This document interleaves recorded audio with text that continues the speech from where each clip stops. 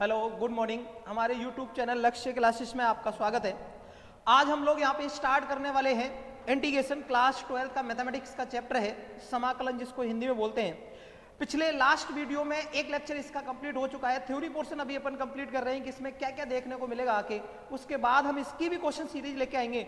Differentiation खत्म करने के बाद उसकी क्वेश्चन सीरीज स्टार्ट हो चुकी है और उसका एक लेक्चर हो चुका है क्वेश्चन का। पिछले जो उसके लास्ट वीडियो थे वो आपके डिफरेंशिएशन के थ्योरी पोर्शन के थे। फिर उधर एक क्वेश्चन सीरीज स्टार्ट हो चुकी थी, उसमें एक लेक्चर हो चुका है। धीरे धीरे चीजें आपको सारी दिखती जाएंगी। अभी यहाँ पे हम लोग पढ़ रहे थे जस्ट लास्ट वाले लेक्चर में हमने स्टार्ट किया था इंटीग्रेशन। और इंटीग्रेशन में कुछ देखते हुए और हम लोग पहुंचे थे कि इंटीग्रेशन को हम दो पार्ट में डिवाइड करेंगे। हम दो पार्ट में उसको पढ़ेंगे। इंटीग्रेशन जो है, इंटीग्रेशन मतलब समाकलन को हम दो पार्ट में पढ़ने वाले हैं। कितने पार्ट में? दो पार्ट में। समाकलन को हम दो पार्ट में कंप्लीट करेंगे। इसको किस किस पार्ट में कंप्लीट करेंगे? इसको दो पार्ट में डिवाइड किया। जो फर्स्ट वाला टाइप है उसको हमने नाम दिया अनिश्चित समाकलन। क्या? Indefinite integral. Indefinite integral. Indefinite integral मतलब इसको हिंदी में बोलना चाहें तो क्या बोलेंगे? अनिश्चित समाकलन। अनिश्चित समाकलन। दूसरा जो पार्ट है, दूसरे टाइप में हम यहां पे कंप्लीट करेंगे क्या? Definite integral. क्या? डेफिनेट इंटीग्रल मतलब निश्चित समाकलन। निश्चित समाकलन। अब देखो, एक एक पोर्शन अपन कंप्लीट करेंगे। इनडेफिनाइट इंटीग्रल है, अनिश्चित समाकलन। इसके बहुत सारे पार्ट होंगे, बहुत सारे सब पार्ट होंगे, बहुत सारे सब टाइप होंगे। फिर अपन इसको कंप्लीट करेंगे। चीजें एक एक क्लियर करते हुए चलेंगे। बोर्ड एग्जाम के पॉइंट ऑफ व्यू से और जो भी आपके एंट्रेंस एग्जाम आगे होंगे उनके पॉइंट ऑफ व्यू से यहाँ पे चीजों को कवर करेंगे। इसमें सबसे पहला जो है फर्स्ट वाला टाइप है। सबसे पहले अपन इसको पढ़ेंगे, अनिश्चित समाकलन को पढ़ेंगे। देन हम किसको पढ़ेंगे? निश्चित समाकलन को पढ़ेंगे। कुछ चीजें ध्यान रखने वाली है, वो आपको ध्यान रखनी है। अनिश्चित समाकलन में आप क्या करते हो? सी को जोड़ते हैं। यहां पे क्या करते हैं? जब भी अपन अनिश्चित समाकलन की बात करेंगे तो क्या करेंगे? सी को जोड़ते हैं। यहां पे क्या करते हैं? जो आपका फाइनल रिजल्ट आएगा उसमें क्या करेंगे? सी को ऐड करेंगे। किस में करेंगे? अनिश्चित समाकलन में करेंगे। अगर मैं निश्चित समाकलन की बात करूं तो यहां पे सी को नहीं जोड़ते।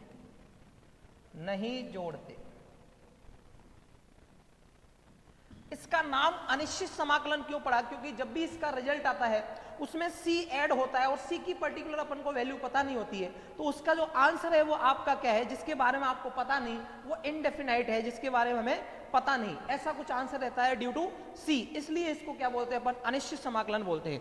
दूसरी चीज एक और है डिफरेंस, वो क्या है? इसमें कोई लिमिट नहीं होती है। क्या नहीं होती है? कोई लिमिट नहीं होती है। फॉर एग्जाम्पल आपको पूछा जाएगा इंटीग्रेशन ऑफ, पूछ लिया गया कि sine square x of dx, मतलब यहां पे आपको ना तो अपर लिमिट दिख रही है ना ही लोअर लिमिट दिख रही है। अगर इधर बात करें, इधर क्या होगा? इसमें क्या होती है? इसमें अपर लिमिट तथा लोअर लिमिट होती है। इसमें लिमिट लगी होती है जिसके कारण क्या है? फिक्स वैल्यू आ जाती है। यहाँ पे सी अपन ऐड करते हैं, लिमिट की वजह से इसकी फिक्स वैल्यू आ जाती है। फिक्स वैल्यू आ जाती है इसलिए इसको अपन क्या बोलते हैं? डेफिनाइट इंटीग्रल, मतलब जिसके बारे में हमें पता है। ऐसी कोई अननोन चीज इसमें नहीं आती। सी एग्जाम्पल देखा जाए, यहां आपको बोल दिया जाएगा 2 to 5 आपको x square plus 6x plus 5 का आपको क्या करना है? इंटीग्रेशन करना है with respect to x। Clear है ना? तो ये चीजें आपने की जो इंटीग्रल है, इंटीग्रेशन जो है मतलब समाकलन है, उसको हम दो पार्ट में डिवाइड करेंगे। वो दो पार्ट वो क्या क्या होंगे? एक होगा आपका अनिश्चित समाकलन, दूसरा क्या होगा? निश्चित समाकलन। कुछ चीजें आपको यहाँ पे ध्यान रखनी पड़ेंगी। वो चीजें क्या है, जो अनिश्चित समाकलन होता है उसमें हम हमेशा जब भी आपका रिजल्ट आता है फाइनल रिजल्ट में कांस्टेंट सी ऐड करते हैं। वो क्यों करते हैं वो मैंने लास्ट वीडियो में आपको सारी चीजें प्रूव करके बता दी, सारी चीजें आपकी क्लियर कर दी। यहाँ पे क्या करते हैं, सी को ऐड करते हैं। इसमें कोई लिमिट जैसी कोई भी चीज नहीं होती, कोई चीज एग्जिस्ट नहीं करती है। यहाँ पे कोई भी लिमिट आपकी ना तो अपर लिमिट होती है ना लोअर लिमिट होती है। क्लियर है ना, ना तो यहाँ पे क्या होती है अपर लिमिट होती है और ना ही लोअर लिमिट होती है। लेकिन अगर बात करें हम निश्चित समाकलन की, किसकी बात करें, निश्चित समाकलन की बात करें, मतलब डेफिनेट इंटीग्रल की बात करें, तो यहाँ पे सी को नहीं ऐड करते हैं, इसमें अपर और लोअर लिमिट होती है। ये थोड़ा सा बेसिक इंट्रोडक्शन था जो अपना इंटीग्रेशन के बारे में है। अब आगे जो अपन पढ़ेंगे पार्ट जो ए है, जो आपका फर्स्ट पार्ट है, फर्स्ट जो टाइप है, इसको हम कंप्लीट करने वाले हैं। एक लेक्चर में कंप्लीट नहीं होगा, काफी लेक्चर्स इसमें लगेंगे, टाइप वाइज अपन आगे आगे पढ़ेंगे। फर्स्ट के सब टाइप डालेंगे, फर्स्ट का ए पार्ट, फर्स्ट का सेकेंड पार्ट, फर्स्ट का बी पार्ट, फर्स्ट का सी पार्ट, फर्स्ट का डी पार्ट, ऐसे फर्स्ट के बहुत सारे टाइप पढ़ने वाले हैं। किसके, फर्स्ट वाले। फर्स्ट मतलब अनिश्चित समाकलन, मतलब इनडेफिनेट इंटीग्रल।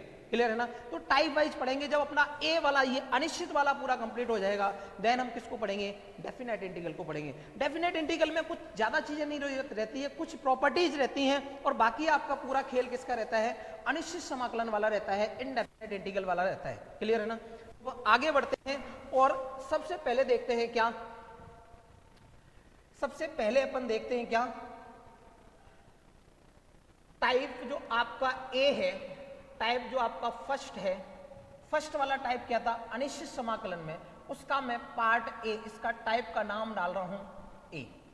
और आपको बोला जाएगा, क्या बोला जाएगा, क्या बोला जाएगा कि आपको क्या करना है, समाकलन ज्ञात करना है इसका। और किसके थ्रू ज्ञात करना है, आपको निरीक्षण विधि से। किससे, निरीक्षण विधि से आपको क्या करना है इसको, मतलब कि यहां जो हम पढ़ने वाले हैं वो क्या पढ़ने वाले हैं, निरीक्षण विधि।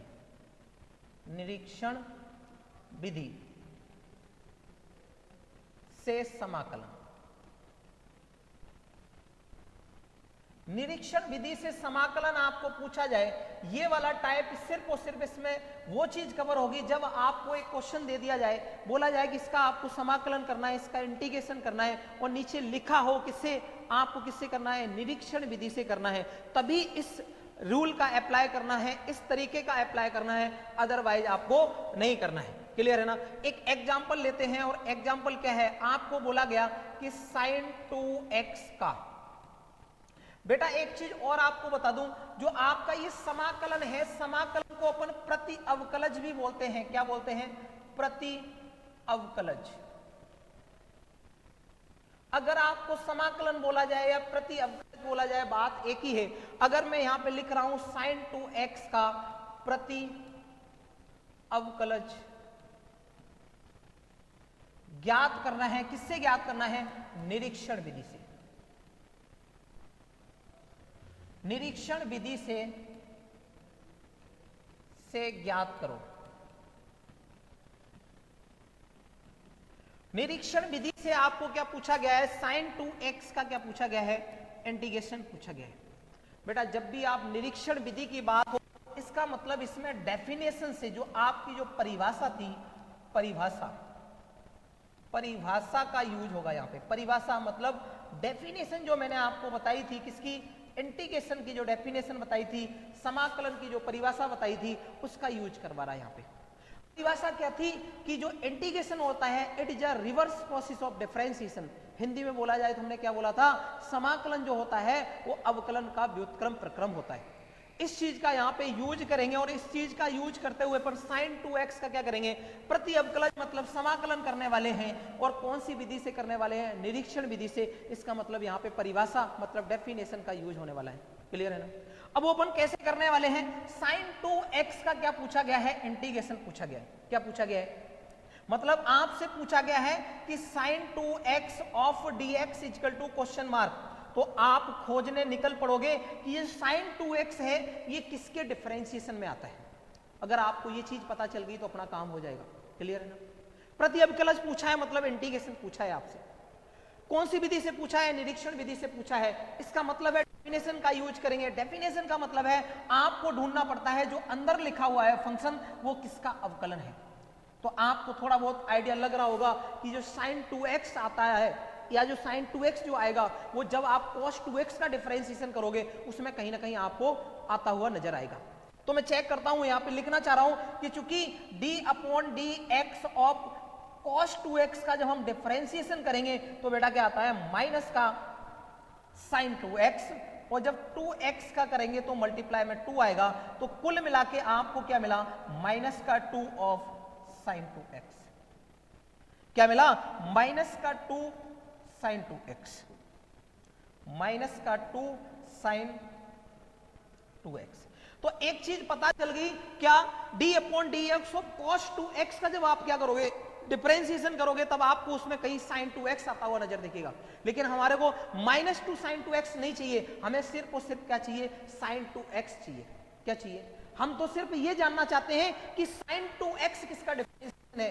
तो बोलोगे सर इसमें तो कोई बड़ी बात नहीं है, आपने पहले भी सिखा रखा है कि जो 2 है ना, इस 2 को हम कहां भेज सकते हैं, इधर भेज सकते हैं। तो हम बोल सकते हैं क्या d/dx ऑफ, जब ये 2 इधर आएगा तो ये माइनस का 1/- का 2 आएगा। क्या आएगा, ये वाला इधर आएगा तो अपॉन में आ जाएगा। आगे यहां पे क्या लगा हुआ है cos 2x लगा हुआ है, तो आपको पता चल गया, और इधर क्या है sin 2x। हम यही तो खोज रहे थे, हमने डेफिनेशन में आपको क्या बताया था, आपको यही चीज तो बताई थी कि जिसका आपको समाकलन पूछा गया है, जिस फंक्शन का समाकलन पूछा गया है, आपको ये पता चल जाए कि वो जो फंक्शन है वो किसका डिफरेंशिएशन है, किसका अवकलन है। अगर ये पता चल गया तो ये पूरा जो समाकलन है वो उस फंक्शन के इक्वल हो जाता है। क्लियर है ना, ये चीज आपको क्लियर होगी। यहां पे हम क्या बोल देंगे, अतः क्या बोल देंगे, अतः हम क्या बोल देंगे sin 2x का प्रति अवकलज sin 2x का प्रति अवकलज क्या होगा, समाकलन क्या होगा, यही तो होगा। यही तो मैंने आपको डेफिनेशन बताई कि अंदर जो लिखा हुआ है वो किसका डिफरेंशिएशन है, जिसका डिफरेंशिएशन है उस पूरे का प्रति अवकलज, मतलब उस पूरे का समाकलन क्या होगा, उस फंक्शन के बराबर होगा जिसका ये डिफरेंशिएशन है। क्लियर है ना। तो भैया इसका sin 2x का जो प्रति अवकलज है वो क्या होने वाला है, माइनस का 1/2 cos ऑफ 2x। ये जब भी आपको निरीक्षण विधि बोली जाए तभी आप क्वेश्चन को इस तरीके से अटेम्प्ट करोगे, बाकी अगर ये चीज नहीं बोली जाए तो आगे अपन टाइप पढ़ेंगे, उस टाइप के अकॉर्डिंग अपन को इंटीग्रेशन करना है।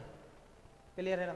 तो भैया आपको ध्यान रखना है ये वाली विधि तभी लगानी, इस विधि में कुछ भी नया नहीं हो रहा है, सिर्फ और सिर्फ डेफिनेशन का यूज हो रहा है, सिर्फ और सिर्फ परिभाषा का यूज हो रहा है। अगर परिभाषा आपको अच्छे से पता है तो चीजें यहाँ पे क्लियर हो जाएंगी। एक एग्जांपल और लेंगे और समझने की कोशिश करेंगे। क्लियर है ना। तो भैया यहाँ पे आपको मिल गया sin 2x का समाकलन बोला जाए या प्रति अवकलज बोला जाए, एंटी डेरिवेटिव बोला जाए, क्या बोला जाए इंग्लिश में, क्या बोलेंगे एंटी डेरिवेटिव बोला जाए या फिर प्रति अवकलज बोला जाए, बात एक ही है, आपको क्या निकालना है, समाकलन निकालना है। क्लियर है ना, इंटीग्रेशन करना है। तो क्या आगे वैल्यू माइनस का हाफ ऑफ cos 2x। एक क्वेश्चन को और करेंगे, यहाँ पे एक एग्जांपल देखते हैं। मान लो आपके पास एग्जांपल है, क्या है एग्जांपल है e⁻2x का निरीक्षण विधि से, किससे, निरीक्षण विधि से क्या करना है, समाकलन करना है या फिर प्रति अवकलज ज्ञात करना है। क्या ज्ञात करना है, प्रति अवकलज।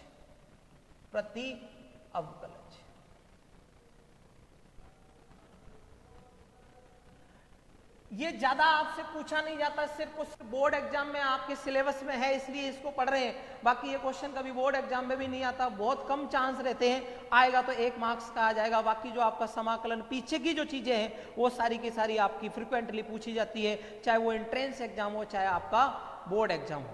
ये सिर्फ और सिर्फ आपके सिलेबस में है इसलिए इसको कवर कराना चाह रहा हूं। और यहाँ पे आप देखोगे सिर्फ और सिर्फ डेफिनेशन को आपके दिमाग में सेट करने के लिए इस चीज को लेके आए सिलेबस में।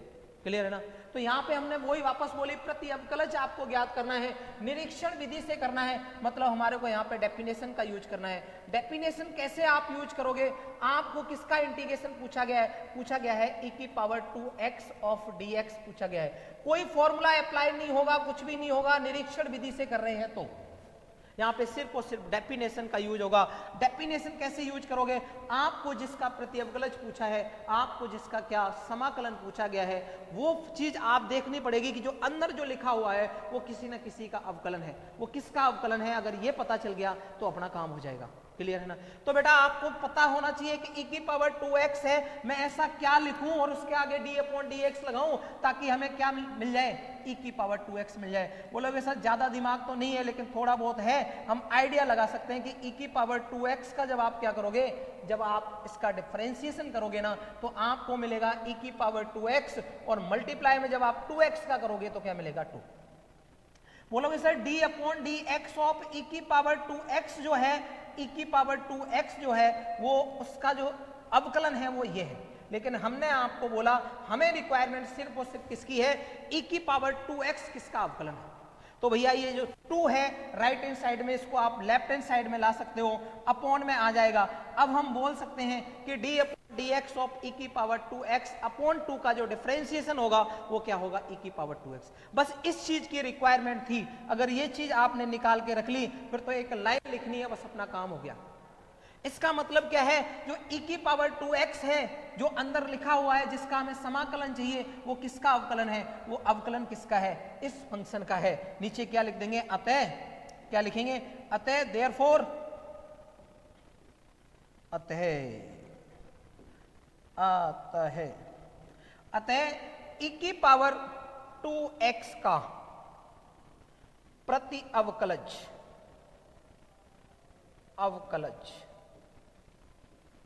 प्रति अवकलज आपका क्या है साहब, प्रति अवकलज आपका है e की पावर 2x डिवाइडेड बाय 2।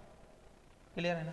तो ये चीज आपने देखी। हम क्या पढ़ रहे हैं, हम पढ़ रहे हैं समाकलन। उस समाकलन को हमने दो पार्ट में डिवाइड कर रखा है, एक है अनिश्चित समाकलन, दूसरा है निश्चित समाकलन। क्या है, एक है अनिश्चित समाकलन, एक है निश्चित समाकलन। हमने जो अभी स्टार्ट किया है वो अनिश्चित समाकलन से किया है, मतलब इनडेफिनेट इंटीग्रल से किया है। इनडेफिनेट इंटीग्रल मतलब फर्स्ट वाले टाइप में मैंने फर्स्ट टाइप का ए पार्ट, ए टाइप उसको नाम दिया, जिसका नाम क्या दिया कि आपको समाकलन करना है, प्रति अवकलज करना है, किसके, कौन से विधि से करना है, निरीक्षण विधि से करना है। ये फर्स्ट टाइप के ए टाइप में इसको कंप्लीट किया। अब मैं फर्स्ट टाइप मतलब कि अनिश्चित समाकलन के बी टाइप को स्टार्ट करने वाला हूं, और उसका नाम क्या देने वाला हूं आप देख सकते हो। क्लियर है ना? अब हम क्या करने वाले हैं, टाइप 1 के बी पार्ट में, और इसका मैंने नाम यहां पे दे दिया डायरेक्ट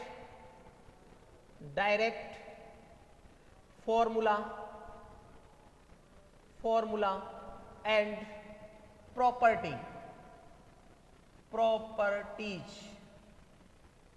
बेस्ड क्वेश्चंस। मतलब अगर बोला जाए तो क्या है, सीधे सूत्र तथा गुणधर्म पर आधारित प्रश्न। मतलब क्या है, हम कवर कर रहे हैं, क्या कवर कर रहे हैं साहब, हम कवर कर रहे हैं अनिश्चित समाकलन मतलब इनडेफिनाइट इंटीग्रल। उसका नाम दिया मैंने टाइप ए, और टाइप ए के बहुत सारे सब टाइप हैं, उसमें जो पहला टाइप है वो टाइप ए का ए सब टाइप है, उसको हमने कंप्लीट किया। उसका नाम दिया निरीक्षण विधि से प्रति अवकलज मतलब समाकलन ज्ञात करना। फर्स्ट टाइप के दूसरा जो सब टाइप है उसका नाम दिया, बी जो सब टाइप है उसका नाम क्या दिया, direct formula based question and property based question. कैसे आपको दिखेंगे डायरेक्ट फॉर्मूला बेस्ड और प्रॉपर्टी बेस्ड क्वेश्चन? एक एग्जांपल लेते हैं। यहाँ पे क्या करते हैं, एग्जांपल। आपको एक समाकलन का साइन लगाया और अंदर लिखा साहब 2 ऑफ साइन एक्स माइनस का sec square x divided by 2। बोला गया भैया इसका क्या करना है, आपको समाकलन करना है। अब आप वो चीज अपने दिमाग से निकाल दोगे जो अभी फर्स्ट सब टाइप मतलब ए में जो अपन ने पढ़ा था उसमें आगे लिखा था निरीक्षण विधि, जब बोला जाए आपको तभी उससे करना, अदरवाइज आपको कहां कूद पड़ना है, सीधा ही डायरेक्ट फॉर्मूला बेस्ड और यहां से सोचना स्टार्ट कर देना है। जैसे जैसे आगे अपन टाइप पढ़ते जाएंगे वैसे वैसे चीजें क्लियर होती जाएंगी और आपकी सोच बढ़ती जाएगी समाकलन के प्रति। समाकलन बेटा बहुत इजी होता है, इंटीग्रेशन बहुत इजी है, सिर्फ और सिर्फ एक सेकंड में अगर आपको ये पता चल जाए इस क्वेश्चन को करना कैसे है तो समाकलन का क्वेश्चन आपके लिए बहुत इजी है, आप चुटकियों में कर दोगे। लेकिन अगर आपको ये पता नहीं चला कि इसमें करना क्या है तो समाकलन का क्वेश्चन आपसे कभी नहीं होने वाला। तो मैं ये टाइप वाइज आपको बता रहा हूं, इसीलिए बता रहा हूं ताकि आपको रिकॉल करने में रिवाइज करने में आपको प्रॉब्लम नहीं आए, आप क्वेश्चन देखते ही आपके तुरंत रिकॉल हो जाए कि इस क्वेश्चन को करना कैसे है, इस क्वेश्चन में करना क्या है। अगर ये पता चल गया तो समाकलन का क्वेश्चन चुटकियों में कर जाओगे आप। क्लियर है ना? तो यहां पे मैंने टाइप फर्स्ट का जो बी सब टाइप है उसमें मैंने नाम क्या दिया, सीधा इसमें फॉर्मूला बेस्ड और प्रॉपर्टी बेस्ड क्वेश्चन होंगे। इसको अपन जैसे ही देखें, मैंने आपको सेकंड प्रॉपर्टी, फर्स्ट प्रॉपर्टी आपको बताई थी, इसकी दो प्रॉपर्टी थी, क्या थी, कभी भी दो फंक्शन आपके प्लस या माइनस में है और बाहर क्या लगा हुआ है, आपके इंटीग्रेशन का साइन लगा हुआ है, समाकलन का चिन्ह लगा हुआ है, इसका मतलब क्या है कि आपको पहला काम क्या करना है, उन दोनों को अलग अलग करना है। क्या करना है? अलग अलग करना है। तो 2 sin x का इंटीग्रेशन अपन अलग से करेंगे, माइनस के of sec square x upon 2 का हम अलग से करेंगे। इसके बाद जो हमने सेकंड प्रॉपर्टी देखी थी वो क्या थी, वो थी कि कभी भी कोई भी कांस्टेंट अगर मल्टीप्लाई में है किसी फंक्शन के तो हम क्या करेंगे, उसको बाहर ले लेंगे। तो इस 2 को मैंने बाहर लिया और अंदर क्या दिखा हमें, sin x ऑफ dx दिखा। यहां पे हम बाहर ले सकते हैं 1/2 क्योंकि 1/2 है वो sec स्क्वायर x के मल्टीप्लाई में है। 1/2 अगर आप बाहर ले लोगे तो अंदर क्या मिलेगा आपको, sec square x of dx। मैंने बोला कि अपन क्या करने वाले हैं, डायरेक्ट प्रॉपर्टी और फॉर्मूला बेस्ड क्वेश्चन करने वाले हैं। अभी तक आपको सिर्फ और सिर्फ क्या लगती हुई नजर आ रही है, दो प्रॉपर्टी लगती हुई नजर आ रही है। पहली प्रॉपर्टी हमने यहां लगाई प्लस माइनस तो अलग अलग, दूसरी प्रॉपर्टी हमने नीचे लगा दी कांस्टेंट तो उसको बाहर। अब क्या लगने वाले हैं, अब फॉर्मूले की जरूरत पड़ेगी और फॉर्मूला आपको पता होना चाहिए। क्या पता होना चाहिए, 2 ऑफ साइन एक्स का जो इंटीग्रेशन है भैया क्या होता है, वो होता है आपका माइनस का cos x, माइनस का हाफ यहां पे लगाया और sec स्क्वायर x जो इंटीग्रेशन है वो होता है tan x का। मैंने बोला कि हम पढ़ रहे हैं क्या, अनिश्चित समाकलन, और अनिश्चित समाकलन में जब भी आपका फाइनल आंसर आता है, जब भी आपका फाइनल क्या बोलते हैं समाकलन कैलकुलेशन होने के बाद जो रिजल्ट आता है उसमें हम क्या ऐड करते हैं, एक कांस्टेंट c ऐड करते हैं। क्यों करते हैं, बहुत अच्छे से क्लियर कर रखा है मैंने। क्लियर है ना? यहां पे क्या आएगा, माइनस का 2 ऑफ cos x और माइनस का हाफ tan x प्लस का c।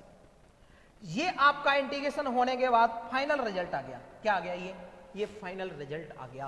क्या आ गया, final result, final result.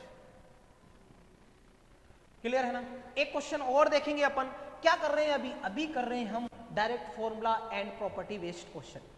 Direct सूत्र पर आधारित और गुणधर्म पर आधारित प्रश्न को देख रहे हैं अपन और यहां पे कंप्लीट कर रहे हैं। अगला क्वेश्चन करते हैं। क्लियर है ना? अगला क्वेश्चन क्या है, एक एग्जांपल और देखते हैं साहब। एग्जांपल क्या है, इंटीग्रेशन ऑफ। बेटा एक चीज आपको और बता दूं, इसमें कई बार आपको डायरेक्ट लगता हुआ नजर नहीं आएगा, डायरेक्ट फॉर्मूला लगता हुआ नजर नहीं आएगा, तो आप क्या करोगे, पहले उसको कोशिश करोगे ये फॉर्मूला में इसको ब्रेक कर दे। क्या कर दें, एक की पॉइंट लिखो, एक स्टार पॉइंट लिखो इसमें क्या है, स्टार बना के आप लिख सकते हो। क्या लिखोगे साहब, पेन को चेंज करते हैं। यदि डायरेक्ट फॉर्मूला लगता हुआ नजर नहीं आ रहा तो हम कुछ सिंप्लीफिकेशन मतलब कि सरलीकरण करके, सिंप्लीफिकेशन करके फॉर्मूला बनाने की कोशिश करते हैं। क्या करते हैं कि कोशिश कोशिश करेंगे। अगर आपको डायरेक्ट चीजें नहीं दिख रही, डायरेक्ट आपको फॉर्मूला लगता हुआ नजर नहीं आ रहा, तो आप सोचोगे इसमें मैं क्या सिंप्लीफिकेशन करूं जो हमारे स्टैंडर्ड फॉर्मूले हैं, जितने फॉर्मूले लिखाए थे उनमें से कोई ना कोई यहां पे फॉर्मूला बन जाए। अगर ऐसी चीज आपको दिख रही है, सिंप्लीफिकेशन करना आता है, तो आप कर सकते हो और आगे बढ़ सकते हो। जैसे कि एक एग्जाम्पल मैं यहां पे ले रहा हूं, और एग्जाम्पल क्या है भैया, एग्जाम्पल है इंटीग्रेशन ऑफ 1 अपॉन, यहां पे मैंने लिख दिया sine square x multiply cos square. मान लो यही एक छोटा सा एग्जाम्पल है। अब यहां पे आपको डायरेक्ट आपने फॉर्मूला नहीं पढ़ा, किसका नहीं पढ़ा, आपने डायरेक्ट फॉर्मूला नहीं पढ़ा 1 अपॉन साइन स्क्वायर एक्स का डिफरेंस इंटीग्रेशन क्या होता है। लेकिन बेटा आपको पता है कि थोड़ा सा सिंप्लीफिकेशन करोगे, 1 अपॉन साइन स्क्वायर एक्स को अगर आप कोसेक स्क्वायर एक्स लिखोगे ना, तो आपको चीजें दिख जाएंगी। अब आपको दिख रहा होगा कि इंटीग्रेशन ऑफ कोसेक एक्स का फॉर्मूला हमें पता है, तो हमने किया पहले जो भी है वो दिख नहीं रहा था, हमने क्या किया, कुछ सिंप्लीफिकेशन किया, कुछ मैंने रूल्स लगाए जो बेसिक 10th क्लास तक की जो चीजें थी वो हमने यहाँ पे अप्लाई की, और हमें क्या दिख गया, हमें पता है कि 1 अपॉन साइन क्या होता है, कोसेक होता है, नीचे स्क्वायर है तो कोसेक स्क्वायर हो जाएगा। तो ये चीज आपको दिख गई। अब यहाँ पे आप डायरेक्ट फॉर्मूला लगा सकते हो, किसका होता है, ये माइनस के कॉट एक्स का होता है, प्लस का सी ऐड कर दो। एक क्वेश्चन और देखते हैं इसी पे आधारित, इंटीग्रेशन ऑफ, मान लो 1 अपॉन आपके पास लिखा हुआ है sine square x multiply cos square x. बोलोगे सर इतना बड़ा तो हमने कोई फॉर्मूला ही नहीं पढ़ा, हमने तो सिर्फ कुछ फॉर्मूला ऐसे पढ़े जिसमें नीचे कोई चीज है ही नहीं, डिनोमिनेटर मतलब हर में कुछ भी नहीं है, यहाँ तो ऊपर 1 है और नीचे ही, आप बोल रहे डायरेक्ट फॉर्मूला बेस्ड हम क्वेश्चन करा रहे हैं, कहां से करा रहे हो भाई। तो मैंने आपको एक चीज अभी एक लाइन लिखाई थी, नोट करके स्टार बना के लाइन लिखाई थी, जब भी आपको सीधी सीधी चीजें नहीं दिखें तो आप कोशिश करोगे उनको फॉर्मूला तक बनाने की कोशिश करोगे कि इससे कोई हमारा इंटीग्रेशन का फॉर्मूला बन सकता है क्या। तो यहाँ पे आप और तो कुछ नहीं कर सकते हो, सिर्फ एक चीज कर सकते हो, जब भी ट्रिग्नोमेट्री की बात होती है तो 1 आपके पास कहीं है तो उसको आप एक बार पुट करके देख सकते हो, sine square x plus cos square x. इस 1 को हमने क्या लिखा, साइन स्क्वायर एक्स प्लस, ये तो कर सकते हैं, यही तो है, और क्या है, साइन स्क्वायर एक्स मल्टीप्लाई, यहां तक पहुंच गए, बोला सर चलो अच्छी बात है, अब तो कुछ कुछ होता हुआ नजर आ रहा है। अब आप क्या करोगे, आपको पता है कि मैथमेटिक्स में आप अलग अलग डिवाइड भी कर सकते हो, क्या कर सकते हो, अलग अलग डिवाइड, बस केवल 2-3 मिनट में, 2-5 मिनट में आ रहा हूं, है ना। क्या कर सकते हो, अलग अलग डिवाइड कर सकते हो। तो साइन स्क्वायर एक्स के आप अलग से डिवाइड करोगे, sine square x multiply cos square x, हाँ, और कॉस स्क्वायर एक्स अलग से डिवाइड करेंगे हम sine square x multiply cos square x. अगर मैंने ऐसा किया तो कुछ भी गलत काम नहीं किया, मैथमेटिक्स के अगेंस्ट कोई काम नहीं किया, उसके फेवर में ही काम किया। मैथमेटिक्स ये बोलती है कि जब भी आपको तोड़ना है, मरोड़ना है, एक साथ लाना है, फैलाना है, आप कुछ भी कर सकते हो, लेकिन उसकी ओरिजिनल बॉडी पे कोई भी फर्क नहीं पड़ना चाहिए। मैथमेटिक्स एक रबड़ है, क्या है, एक रबड़ है। रबड़ क्या बोलती है, रबड़ की प्रॉपर्टी क्या है, रबड़ क्या बोलती है, रबड़ की क्या प्रॉपर्टी, रबड़ की प्रॉपर्टी है चाहे आप उसको खींचो, लेकिन इतना खींचो कि उसके ओरिजिनल जो साइज है, वो शेप है, उसमें कोई इफेक्ट नहीं पड़ना। चाहे आप इधर खींचो, चाहे आप इधर खींचो, चाहे आप सीधा खींचो, कैसे भी करो, अपने जरूरत के अनुसार आप उसको खींच सकते हो, फुला सकते हो, कुछ भी कर सकते हो, लेकिन कंडीशन एक ही है कि उसकी ओरिजिनल शेप और साइज में कोई इफेक्ट नहीं पड़ना चाहिए, उसकी शेप नहीं बिगड़नी चाहिए। यही मैथमेटिक्स बोलती है कि आप किसी भी चीज को, किसी एक्सप्रेशन को आप खोल दो, आप कंबाइन कर दो, a प्लस बी का whole square equal to a square plus b square plus 2ab, कोई दिक्कत नहीं, आपने a प्लस बी के होल स्क्वायर को खोल के रख दिया, आप चाहो उस खुले हुए को कंबाइन करके a प्लस बी का होल स्क्वायर लिख सकते हो, जैसी आपकी रिक्वायरमेंट वैसे कर लो, बट ओरिजिनल पे कोई इफेक्ट नहीं पड़ना चाहिए। तो वही हमने यहाँ पे किया, मैथमेटिक्स ने जो बोला, जो उसकी प्रॉपर्टी है हमें पता है क्योंकि हम मैथमेटिक्स पढ़ा रहे हैं, और आपको भी पता होना चाहिए क्योंकि आप मैथमेटिक्स पढ़ रहे हो। तो उससे कि क्या हमने यहाँ पे किया, हमने क्या किया, इसको खोल दिया और खोल के अलग अलग कर दिया, कोई दिक्कत नहीं। फिर भी अपन कंबाइन करेंगे तो वापस यहीं पे पहुंचेंगे, कोई इफेक्ट नहीं पड़ेगा। तो भैया यहाँ पे देखेंगे तो साइन स्क्वायर से साइन स्क्वायर कटेगा और कॉस स्क्वायर से कॉस स्क्वायर कटेगा, और आपको मिलेगा 1 अपॉन कॉस स्क्वायर एक्स, और क्या मिलेगा 1 अपॉन साइन स्क्वायर एक्स, और क्या होगा, पीछे आपका dx चल रहा है। बेटा एक चीज आपको बताऊं, 1 अपॉन कॉस स्क्वायर एक्स क्या होता है, 1 अपॉन कॉस स्क्वायर एक्स होता है सेक स्क्वायर एक्स, और ये क्या होता है, कोसेक स्क्वायर एक्स। पीछे क्या है, अब आपको दिख गया होगा कि साहब डायरेक्ट हमें क्या दिख रहा है, फॉर्मूला लगता हुआ नजर आ रहा है। सिर्फ और सिर्फ एक काम करो सर, यहाँ पे जो प्रॉपर्टी आपने फर्स्ट बताई थी उस प्रॉपर्टी को अप्लाई करो, फिर हमें दिख जाएगा कि अलग अलग इसमें फॉर्मूला हम अप्लाई कर सकते हैं। तो हमने प्रॉपर्टी क्या बोली कि sec स्क्वायर एक्स का क्या करो आप अलग से इंटीग्रेशन करो, और क्या करो साहब, और कोसेक स्क्वायर एक्स का क्या करोगे आप अलग से इंटीग्रेट करोगे। ये किसका फॉर्मूला होता है, ये integration of sec square x tan x होता है, और प्लस की कोसेक स्क्वायर एक्स क्या होता है, कोसेक स्क्वायर एक्स क्या होता है, निगेटिव में माइनस का कॉट एक्स होता है। क्या होता है, माइनस का कोसेक्स होता है, कॉट एक्स, इसलिए यहाँ पे प्लस और माइनस माइनस आ जाएगा, और यहाँ पे क्या आ जाएगा, कॉट एक्स, और लास्ट में हम क्या ऐड कर देंगे, सी। इस क्वेश्चन को आप और आगे सिंप्लीफाई कर सकते हो, साइन अपॉन कॉस में कन्वर्ट करोगे, कॉस अपॉन साइन में कन्वर्ट कर सकते हो, आगे करके देखना, जो भी आप सिंप्लीफिकेशन कर सकते हो वहां तक आप ले जा सकते हो। ये चीजें थी। अभी तक हमने सिर्फ और सिर्फ अनिश्चित समाकलन के 2 सब टाइप पढ़े हैं। अनिश्चित समाकलन को मैंने फर्स्ट टाइप बताया, फर्स्ट टाइप नाम दिया, उसके बाद हमने इसके 2 सब टाइप पढ़ लिए। पहला जो सब टाइप था वो निरीक्षण विधि था, दूसरा सब टाइप था वो क्या था, direct formula and property based question. आज के लिए यहीं छोड़ते हैं और यहीं पे आपको एक काम देते हैं, आप इस लेक्चर को अच्छे से देखोगे, और जितने भी आपके, अगर आप बोर्ड एग्जाम की तैयारी कर रहे हो तो आप एनसीईआरटी की 7.1 एक्सरसाइज उठाओगे, उसमें ऑलमोस्ट सारे के सारे क्वेश्चन आपसे हो जाएंगे। क्लियर है ना? तो आपका यही काम है, आप एक्सरसाइज उठाना और आप क्वेश्चन करने की कोशिश करना, देखते हैं आते हैं या नहीं आते। क्लियर है ना? मिलते हैं नेक्स्ट वीडियो में। Thank you.